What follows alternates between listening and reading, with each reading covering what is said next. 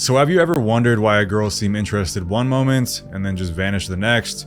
Or thought to yourself, what kind of game is this girl playing? Maybe she genuinely seemed attracted after getting her number, only to disappear, or maybe you scheduled a date and she flaked at the last minute. And we've all experienced that shift from hot to cold, making us wonder if she's playing games, and this inconsistent behavior can be confusing, but the reasons behind it aren't always black and white. There are deeper insights into women's actions that you need to understand. And if you truly internalize the concepts in this video, it'll be one of the most valuable videos you watch on understanding the modern dating scene. So starting at ground zero, a common mistake men make is assuming that women think the same way that we do. Guys often interpret a woman's behavior through their own lens, what makes sense to them and what they would do. We as men see things logically, so when events don't add up, it seems irrational or frustrating, but women think and operate differently. Shocking, right? They often make decisions based on how they feel in the moment, reassessing with each new step. So what feels like a good decision right now could change later on. And as an example, most guys think in a logical, sequential way that looks something like this. They'll think to themselves, all right, that girl over there is attractive, so I'm going to approach her, ask for her number, and if she's interested, she will accept and go on a date, which will then eventually lead me to where I want to go, which is sleeping with her and or having a relationship. And that makes sense, right? We see the logical progression of things ahead of time, and we have intent regarding where we want things to go. And women can obviously think this way too, but they aren't always thinking the same way, and things aren't always that cut and dry. And that's because women don't always consider what the next step will be in the moment. Instead, if they feel good about something at that moment and an opportunity presents itself that seems like a fun, interesting, or attractive idea, they'll follow that path. Then in the next moment, they'll reassess based on how they feel at that specific moment. If they still feel good, they'll continue, but each moment is treated as a separate phase, so to speak, from the last, rather than part of a longer plan where things are mapped out ahead of time. And keep in mind that this is more of a subconscious feeling process for women rather than them consciously thinking through each step like I'm explaining it. So for a woman, the process is different and it might look more like this. A guy approaches her, he's charming and attractive, so she decides in that moment to give him her number when he asks. Then when he texts her later, he maintains the same good vibe that she felt when they met. He didn't do anything to kill it, so she's open to the idea of a date and agrees to it. On the date, he's consistent with how he came across when they first met. She becomes more attracted to him and starts to feel even more sexual chemistry brewing. And if she's enjoying herself and feeling attracted, she may agree to go back to his place based on how she feels at that specific moment. Then when they're back at his place and she feels comfortable and turned on enough, she may decide to sleep with him. For women, the process doesn't always look like, well, I'm into him and I find him attractive, so I'm gonna give him my number because I want to sleep with him. Instead, it's more like, I like him enough right now to move forward as long as he creates an opportunity for the next step. And of course, women obviously know where things can go, but they aren't placing expectations ahead of time like many men do because it's more moment to moment. And because of this, a lot of the inconsistency or indecisiveness you see from women isn't so cut and dry all the time. It's not always the fact that they just don't like you all of a sudden. There are other factors at play, and their feelings or level of interest can shift from moment to moment for various reasons outside of what you view as logical. For example, maybe an ex just came back into the picture, and their state of being is in flux and subject to change for all kinds of reasons. It's also important to keep in mind that women can seek different needs from different men. As guys, we usually just focus on attraction, but women might seek out validation, attention, social recognition, guys to do things for them, or even just knowing that they have guys around if they want company. There are many reasons that motivate their decisions, and it's not always so black and white. So when a woman seems interested, it doesn't always mean that she's attracted and planning to hop in bed with you. It could be for a variety of reasons. When she starts getting flaky, it doesn't necessarily mean that she doesn't find you attractive either. Anything could have happened to influence her emotional state on her end. But with that said, as a guy, it's best to keep things moving on your end when a girl exhibits that type of behavior, rather than sitting there and analyzing why this one specific girl is behaving in a certain way. Instead, you should follow the larger signal that she isn't investing in you and move on, or put her on the back burner and invest minimal effort over time, which can work in some cases, and that's another topic. But what usually gets guys pissed off or depressed is that they expect certain things to happen in a certain order. It's much wiser to understand the reality of the feminine perspective and stop placing expectations on any situation ahead of time. This understanding is one of the primary factors that makes female behavior flaky in general, and it's just part of the game. Just like how the sky is blue blue and grass is green. A lot of girls are just flaky and you will encounter plenty of it. And the key is to have an efficient dating strategy that prevents you from wasting time. So if you embrace this perspective, you'll find yourself navigating the dating scene with greater ease and clarity because you know what to expect ahead of time. Now, this next point is one that every man needs to understand and internalize across the board, and really it doubles as a life lesson too, but you should always assume that nothing is going to happen unless you create the next step or continue the path of escalation yourself. You always want to assume that everything you want to happen with a woman is purely your responsibility, and you must assume that she isn't going to help you at all. If she does help you, just consider that a bonus, but don't expect it. You'll be better off if you don't, because this alone is one of the best perspectives you can adopt to get better results dating. 99% of the time, women will only continue moving forward if the guy is the one doing the escalating for her, so you have to condition your mind to make things happen when you have the opportunity. And of course, there's limitations on this too. For example, if you're texting a girl, you can't just force her to meet up with you, but you can direct things to the date in a way that is efficient and doesn't waste your time. But keep in mind that feminine energy is receptive, while masculine energy takes the lead. The essence of masculinity is making things happen, not hinting or implying, but actively pushing things forward in an assertive, direct way. And the reason I bring this point up is because I'm seeing this more and more with guys. I see guys beating around the bush with women or tiptoeing and then being upset and confused when they don't get the result that they want. Sometimes what seems like disinterest from her or the girl going from hot to cold is really just a result of the guy hesitating to escalate because he thought it wasn't the right time yet, or he's in his head wondering where her level of interest is and if she's into him enough or not. But if you're not escalating things or you're overthinking small details, it's very possible for the woman to think that you're not interested or you lack the masculinity that the feminine is naturally attracted to. And ask yourself, have you ever been on a date where everything seemed to be going well, but then you hesitated to make a move, and maybe you thought it wasn't the right time or you weren't sure if she was into you enough? Then when you text her later, she says that she didn't feel the spark. The truth is that it's not always a lack of interest on her part that creates that type of outcome. It can be your hesitation. You missed the moment to escalate, and it signaled that you weren't the type of guy to take the lead. You might think she wasn't interested all along, but in reality, you could have kissed her or pulled her back to your place or whatever if you just had taken action and gone for it. But instead, the lack of escalation and taking the initiative sent the signal that you aren't the type of guy to take the lead, and then her interest fizzled from there. Nonetheless, what I'm telling you is something that you must internalize, and it is something to keep in mind when reflecting on your own dating life, because not every scenario is going to look the same. There are scenarios where playing a more standoff, nonchalant game can actually benefit you, so there is some nuance, but more often than not, many guys struggle with moving things forward or making a move at all. And women don't usually show a bunch of overt interest because they want to see if you're the kind of guy who goes after what he wants despite uncertainty. They often correlate how you act on a date with how you approach life in general, or what your overall level of masculinity is. So if you're scared to take a risk with her, they'll assume that you're timid and hesitate with other things in life, and honestly, they're actually right to some degree. In a lot of cases, if you didn't get further with her, it's not because she gave some mixed signals.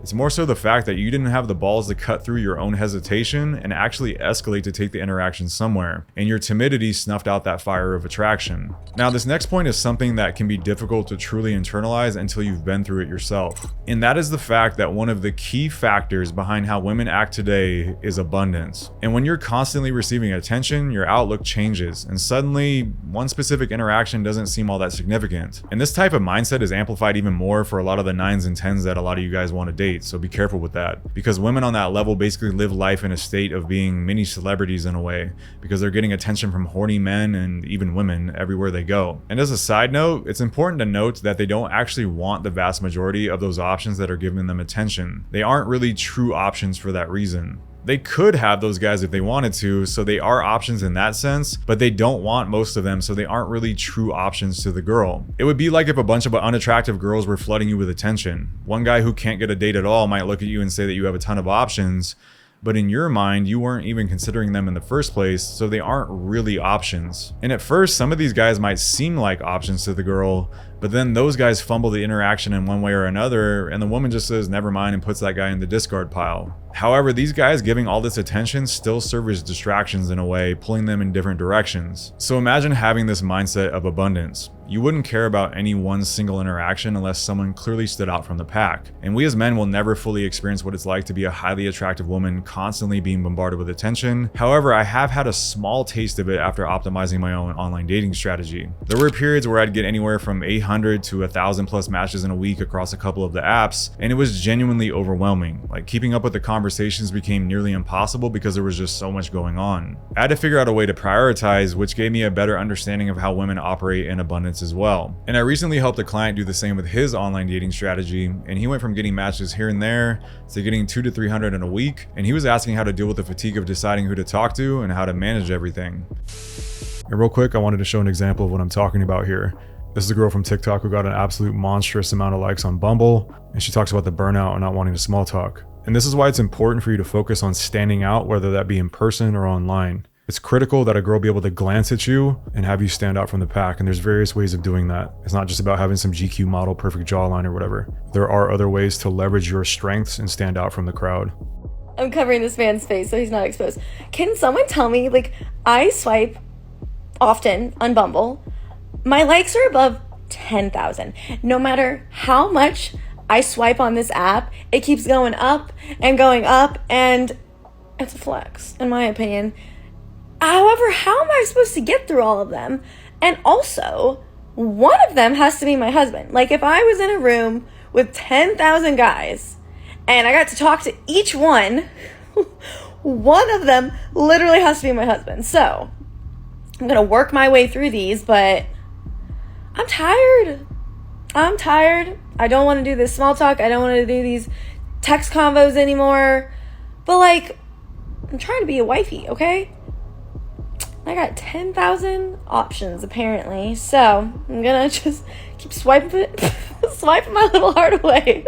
Now, I know what some of you are probably thinking. If a more average-looking girl is getting bombarded with matches like that, what chance do I have with the more attractive women I actually want? Or maybe even any women at all. But here's the reality. It's not about how many matches she's getting. It's about how you stand out from the crowd. If you listen closely, she says that she keeps swiping, meaning she's passing on most of the guys that she's seeing. Why is that? Well, it's because the average guy has terrible presentation, and I can't stress that enough. A lot of those guys are out of shape, their photos are bad, they don't know how to dress, and they say weird things or ramble on with the girl. They don't know how to position themselves attractively. So yes, even someone you might not consider to be a 9 or a 10 is getting flooded with matches, but almost none of those guys are making an impact. That's why standing out is key. It works no matter how many matches she has. Even though she says she has 10,000 options, most of those guys aren't real options because they don't present themselves well and they're unattractive in one way or another. And nailing your presentation is crucial for both in-person and online game. If you think you can skip this step, you're wrong. The guys who stand out online are the ones who dial in their presentation, optimize their profile,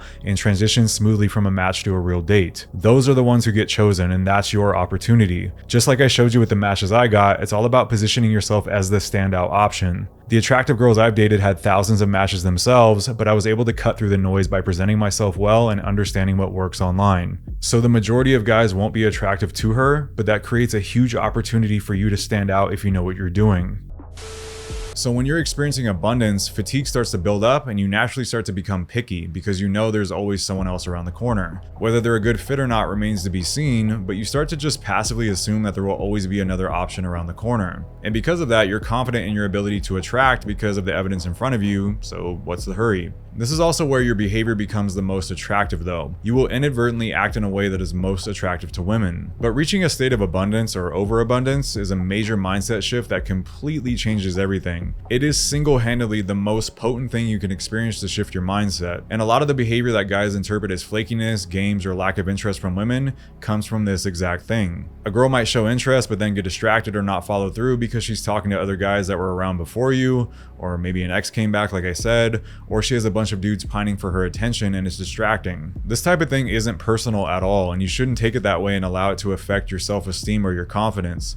These women are simply reacting to the world from a place of abundance, and you would do the exact same thing. So naturally, the next question is, what can you do about this? The answer, and the only answer, is that you have to fight fire with fire. The only way to combat this is to create your own abundance. Because when you create abundance over a long period of time, you naturally start to develop the right behaviors that put you in a better mind state and create a more attractive aura. When you're operating in abundance, you're the one that starts to seem like you're playing games. And you're the one that starts to appear hot and cold. You start to become more nonchalant, confident, and less invested in the outcome outcome of any single interaction. To you, it's cool if something works out, but if they don't, you don't really care. And you might even start flaking on dates sometimes, which will then make women start to question your motives and your interests like you've done with them. As you gain more and more options, you will actually begin to understand women's behavior on a deeper level. You'll actually start to relate to the choices that they make and understand their perspective. So then logically, the next question is, well, how do you build abundance? Well, you need to develop a plan that gets you exposure to women as often as possible and then take action on a regular basis. If you want to truly experience abundance, you have to use everything at your disposal. So build up your social circle,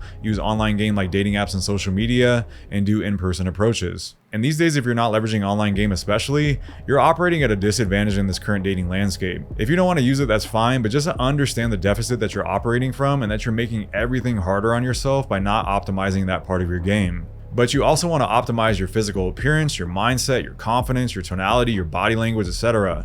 And then go nuclear with getting exposure to as many women as possible consistently. And the idea is to leave no stone unturned. If you want to experience true abundance, you have to test, experiment, and refine. And if you do this with enough volume, you will have abundance. But the question is, how bad do you actually want to achieve that state? How bad do you actually want abundance, or how bad do you actually want to stop sitting in the house alone on a Saturday night or analyzing some girl's text for 3 hours wondering if she likes you or not? Because the only way out of that is to create more abundance for yourself. And when it comes to dating, decisions like this can be life-changing, all because you can come across that one girl who connects with you on a different level, and then everything changes in the blink of an eye. The return on investment is insanely high, and it's a no-brainer, so investing in your future should be an easy decision. And with that being said, you need to arm yourself with the right knowledge to navigate this current dating landscape. So if you want to avoid making all the mistakes that I made, and I literally made all of them over and over again, and you want to navigate this dating scene in the most efficient way possible, go to the first link in the description, and there you can find my repeatable, comprehensive system to getting your dating life figured out in 90 days or less. So be sure to check it out, and I will see you in the next one.